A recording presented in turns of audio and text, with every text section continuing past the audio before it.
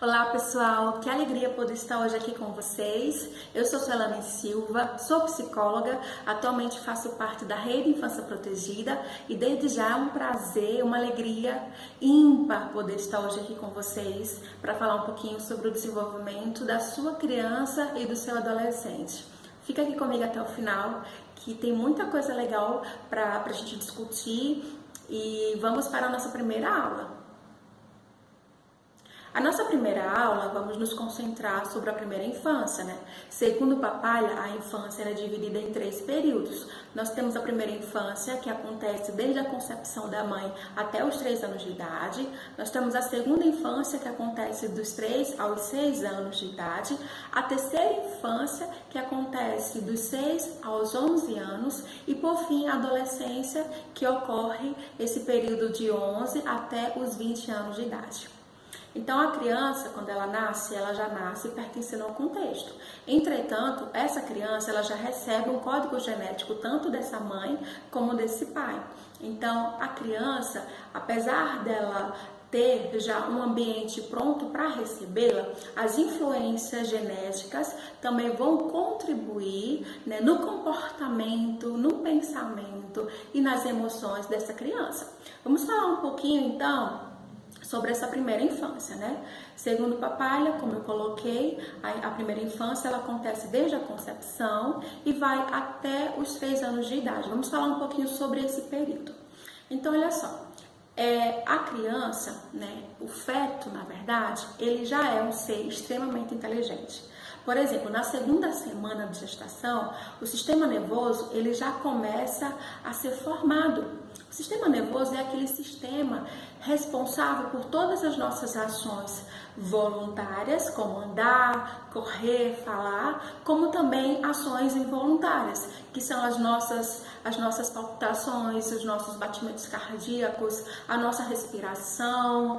Tudo isso são ações, né, voluntárias e involuntárias que são reproduzidas, né, que acontecem por causa do nosso sistema nervoso. Então, a criança, ela já começa a ter esse sistema desde muito cedo a ser formado. Então, o cérebro da criança, ele começa, né, desde essa segunda semana e vai até os 20 anos de idade para ser formado. Então, para cada período, a criança ela vai apresentar um comportamento. A gente pode esperar aquele comportamento da criança. É claro que cada criança é única, né? Ela é um ser individualizado, um ser único. Porém, muitas pesquisas já apontam que para cada período é esperado que o ser humano comece a apresentar alguns comportamentos que a gente chama de comportamentos padronizados, né? Que são esperados de acordo com aquela idade. Então, vamos falar um pouquinho sobre esse sistema nervoso, né? Como eu coloquei, ele começa a ser desenvolvido na segunda semana, né? E ele vai se formando, né? E até os 20 anos de idade, que é quando o cérebro, de fato, ele começa a ser formado. Mas olha só, estimular o bebê ainda no ventre é extremamente importante. Por quê? Porque quanto mais você estimula esse bebê, mais ele vai ter sinapses, mais ele vai ter neurônios.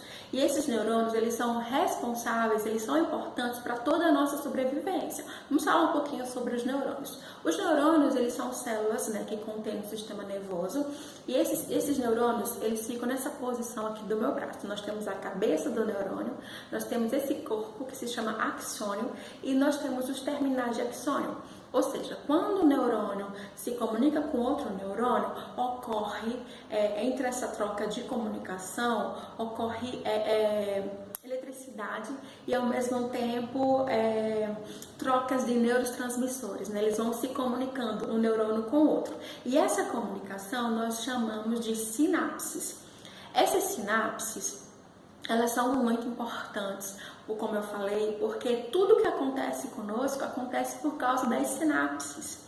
E você sabia, mamãe, que o seu bebê, ele já tem muitas células neurais que fazem com que ele seja um ser extremamente inteligente? Outra coisa que é muito legal também, quanto mais você estimula, mais você vai preservar esses neurônios. né? Porque ocorre, né, a morte de alguns neurônios por falta da estimulação.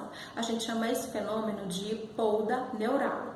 É claro que esse fenômeno ele é uma coisa natural, é esperada, só que alguns estudos apontam que quanto mais você estimular, ainda na barriga, ainda no ventre, mais você vai conseguir preservar esses neurônios. Vamos falar um pouquinho sobre isso. Alguns estudos apontam que o feto com 8 meses, ele já consegue ouvir os sons do ambiente, né? Por isso esse período, ele já é marcado com movimentações. Ou seja, a mãe, ela já consegue perceber a criança chutando, ela dando pontapé. É a forma que a criança tem de sinalizar para essa mãe que ela está captando todo o estímulo do ambiente, né? Lembrando que essa comunicação entre a mãe e o bebê ocorre através do cordão umbilical, né? Por isso que quanto mais, mãe, você estimular o seu bebê ainda na barriga, mais você vai ajudar esse bebê a preservar, a ser preservado os neurônios, né? Outra coisa, papai, você também pode fazer esse estímulo, você também pode provocar esse estímulo positivo. Como? Conversando com o bebê, colocar ele para ouvir alguns sons, né? Colocar musiquinha para dormir. Então, tudo isso são estratégias que vocês, pais, podem usar com o seu bebê ainda na barriga. E pensando dessa forma, eu preparei aqui algumas brincadeiras que vocês podem estar fazendo com os seus filhos, né, logo após o nascimento. Uma delas é fazer caretas, né? É muito interessante porque a criança, ela já consegue fazer a leitura das microexpressões faciais. É claro que ela ainda não tem uma compreensão, mas ela já consegue fazer algumas associações, ela já consegue fazer algumas simbologias. Então, fazer careta é uma estratégia interessante, né? Uma forma de brincar com o seu bebê e ao mesmo tempo estimulá-lo. Outra, brincar com a voz. Você pode usar a sua voz para fazer sons de animais, fazer sons de chuva, de relâmpago, usar o seu timbre, né, de uma forma mais aguda ou mais grave. Então, toda essa interação com a voz também é interessante para estimular esse bebê. Rodar, pular, dançar. Também são brincadeiras legais para estar estimulando o bebê. Esconde-esconde, brincadeiras com os dedos. Sabe, você pega o seu dedo e vai brincando de formiguinha, que com os dedinhos faz de conta que você está caminhando pelo corpinho, canta também. Todas essas formas são interessantes para estar estimulando o seu bebê. Outra, pisca-pisca. Você pode piscar com os olhos, né, em velocidade diferente, movimentar os seus olhos com posições diferentes. Também são estratégias interessantes. Rolar, fazer teatro com fantoches, mímica, contar histórias. E quando a criança for crescendo, você pode pensar em algumas brincadeiras mais criativas, como por exemplo, fazer cabanas, fazer túneis. Quando a criança já começa a engatilhar, você já prepara já prepara uma cabanazinha, um túnel ali entre as cadeiras, entre travesseiros, né, que tenha um certo desafio para aquela idade. Todas essas formas também são formas de estar interagindo e estimulando, né, esses neurônios. Caça ao brinquedo, né? Obstáculos. Esses obstáculos podem pegar almofadas. Vocês vão colocando uma almofada em cima da outra e deixa o bebê, né, se aventurar, né, com esse obstáculo que é o travesseiro. Bolhas de sabão, cantigas, músicas, teatro de sombras, ou seja, quando o bebê estiver indo dormir, né, você pega uma iluminação e já começa a fazer alguns movimentos com as mãos, né, tipo a borboleta, a pomba na sombra. E tudo isso também é uma forma da criança ir captando algumas mensagens, né, e captando também as suas interações. Gangorra, deixar a criança riscar e rabiscar, inclusive deixar as crianças sentir as frutas. como melão, melancia, banana. São frutas, né, que tem uma textura diferente e ao mesmo tempo a criança ela vai sentir, ela vai ver, ela vai experimentar. Então todas essas sugestões elas são interessantes, né, para você estar estimulando esse bebê nessa primeira infância. Vamos agora falar um pouquinho sobre as emoções. Nós temos dois tipos de emoções. Nós temos as emoções primárias e as emoções secundárias. As emoções primárias são aquelas primeiras emoções, ou seja, são emoções inatas, emoções que nós já nascemos com elas. Já as emoções secundárias são emoções aprendidas com as pessoas no ambiente, ou seja, a criança não nasceu com medo de rato e barata. Ela provavelmente viu um adulto com medo de rato e barata e logo ela aprendeu a ter medo de rato e barata. Mas desde o nascimento até os 3 meses de idade, a criança ela já consegue sinalizar algumas emoções bem primitivas relacionadas à satisfação e à insatisfação. Satisfação é quando está tudo ok com ela não se sente desconfortável, não acontece nenhuma situação de forma orgânica que traga desconforto, ela está sendo acalentada pela mãe e pelo pai, então são emoções relacionadas à satisfação.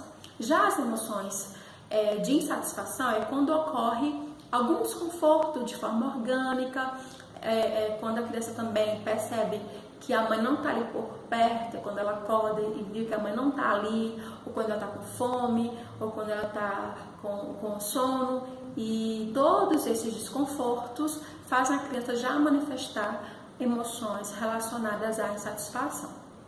Caminhando mais um pouquinho, a partir do 3º mês, né, com 3 meses, a criança ela já consegue manifestar também emoções relacionadas à alegria, à tristeza e a desgosto.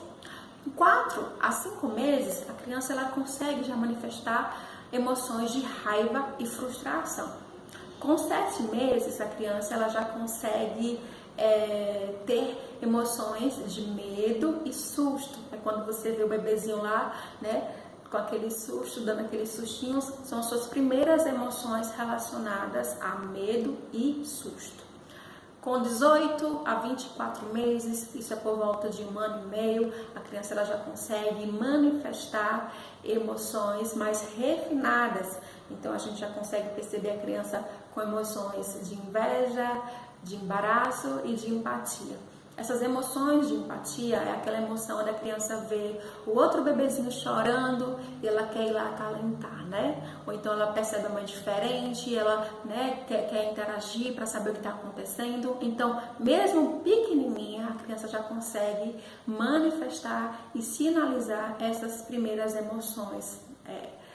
E com 2 a 3 anos, algumas emoções elas conseguem ficar mais refinadas e começam também a surgir outras emoções de orgulho, voltada para o orgulho e ao mesmo tempo culpa, né?